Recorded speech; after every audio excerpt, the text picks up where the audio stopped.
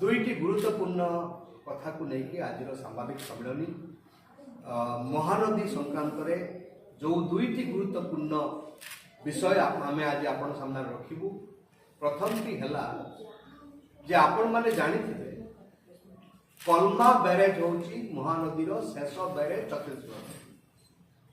कलमा barrage पाखरु पाखापाखि 15 kilometre बहिला पर महानदी आसिकी सुखासुरा पाखरे ओडिशा को प्रवेश कर। कलमा बैरेज रे पाखापाखि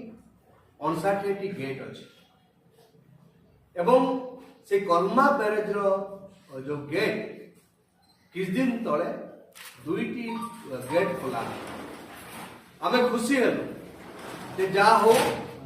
कलमा बैरेज रो गेट खोला हवा फल तल मुंडे आमको पानी मिलिबो एवं महानदी रे पानी प्रवाहित हो। किंतु कलमा बैरेज रो दुईटी गेट जो खोला जो पानी आसला ता तले पुणी गोटे बड़ बाली बंद करिकी से पानी को अटका है छत्तीसगढ़ अटकाउची एवं से जो पानी इंडस्ट्री को दिया आमे आगु जाइथिलु कलमा बैरेज। कलमा बैरेज रे आपण यदि छिड़ा हेबे छत्तीसगढ़ पट को अनेबे आपण देखिबे समुद्र परी पानी। ओडिशा पट को अनेबे देखिबे पानी टोपे नाई धार मध्य प्रवाहित होनी। एबे किंतु जो दुईटी गेट से माने खोलिले हमर आश्वस्ति आसिला जे मुझे दुईटा गेट खोलिले जहा पानी आसीबो महानदी रे। किंतु टिके बाट आसला परे पाखापाखि 6-7 किलोमीटर आसला परे तले पुणी गोटे बड़ बाली बंध बंधा एवं से बाली बंध बंधा जो पानी को अटकाउछन से माने से पानी दुईटी इंडस्ट्री को दौछन। हमर प्रश्न एठी ओडिशा सरकार को जे आपण तो आपस आलोचना को जिबे कहउछन ना भल कथा। आमे महानदी बचाओ आंदोलन पक्षरु आमे एटा को स्वागत करूछु मध्य जे आपस आलोचना को आपण जाउछंती भल कथा। किंतु आपस आलोचना को गला बेले आम पछपटु छुरी बसुची छत्तीसगढ़ अपन पार्टी पिटेबेनी पानी को पूरा बंद कर देबे जो बाली बंध पकई कि ताको अपन कुछ कहबेनी। आमे ओडिशा रो मुख्यमंत्री को निवेदन करबा को चाहू जे आपण तुरंत छत्तीसगढ़ रो मुख्यमंत्री को चिट्ठी लिखंतु एवं कलमा बैरेज परे जो बाली बंध करा जायछि से बाली बंध को पूरा पूरी नदी गर्भरु पूरा पूरी हटांतु एवं पानी ओडिशा को प्रवाहित होबाकू दियंतु। एई मर्मरे ओडिशा रो मुख्यमंत्री तुरंत छत्तीसगढ़ रो मुख्यमंत्री को लेखिबाकू आमे अनुरोध करछु। ये होची प्रथम कथा। एवं जदि मुख्यमंत्री न लेखिबे चिठी छत्तीसगढ़ तबे महानदी बचाओ आंदोलन पक्षरु आमे 7 दिन भितरे आमे जीवु छत्तीसगढ़ को कलमा बैरेज को जीवु एवं कलमा बैरेज सेठू आमे सुखासुरा पर्यंत आसीबु एवं नदीर स्थिति देखिबु आसिकी आपण मान पाखरे पड़ले आपको पड़े। किंतु आंदोलन को जीवा पूर्वरु आमर निवेदन हो सरकार को मुख्यमंत्री को जे आपण छत्तीसगढ़ रो मुख्यमंत्री को चिठी लिखंतु एवं ए तळे जो बाली बंध ताको हटांतु ये आमे कहबा को चाहू। एवं आमे मध्य मुख्यमंत्री को भेटिबा को प्रयास करूछु ए विषय रे एवं मुख्यमंत्री यदि भेटी न पारिबु तबे मध्य आमे प्रधानमंत्री को मध्य गोटे चिठी आमर ऑलरेडी ड्राफ्ट कर सारिछु। आमे प्रधानमंत्री को मध्य इंटरवेंशन पाई मध्य आमे चिठी लिखिबु कथा आमे जणाइबा को चाहू। जो कमिटी गठन है जो कमिटी रे 7 जन सभ्य एवं जी अच्छा चेयरमैन केबी सिंह उप मुख्यमंत्री अच्छा आमे या स्वागत करूँ जे प्रथम थर पर गोटे कमिटी है जो कमिटी यही अपोस आलोचनार रास्ता को आहरी प्रशस्त कराइब एवं समाधान दिगरे जीव यहाँ को आम स्वागत करूँ।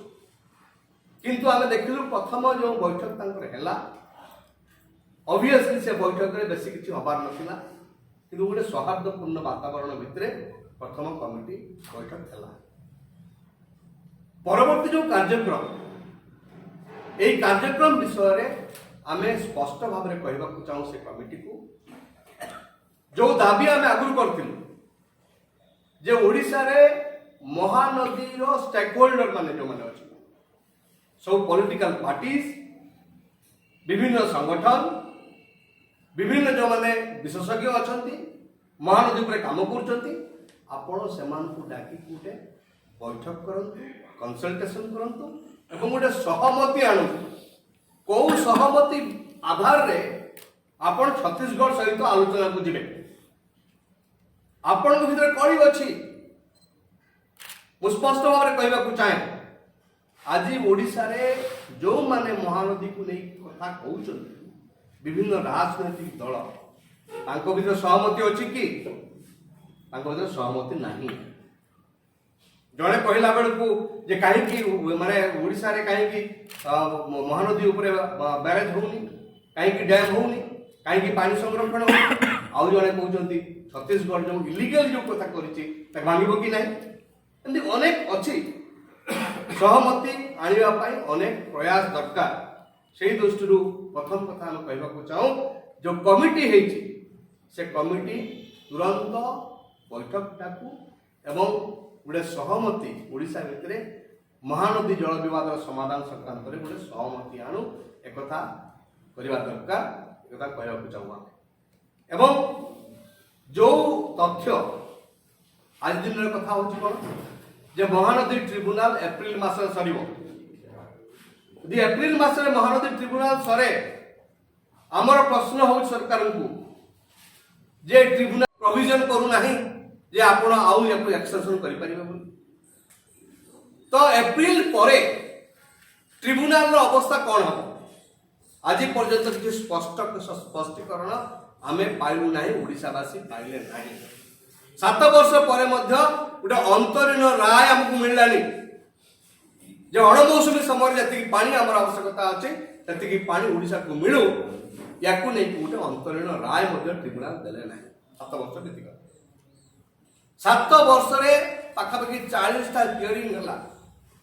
एवं एबे 4 दिन तले खबर कागज देखिलु आमे कोन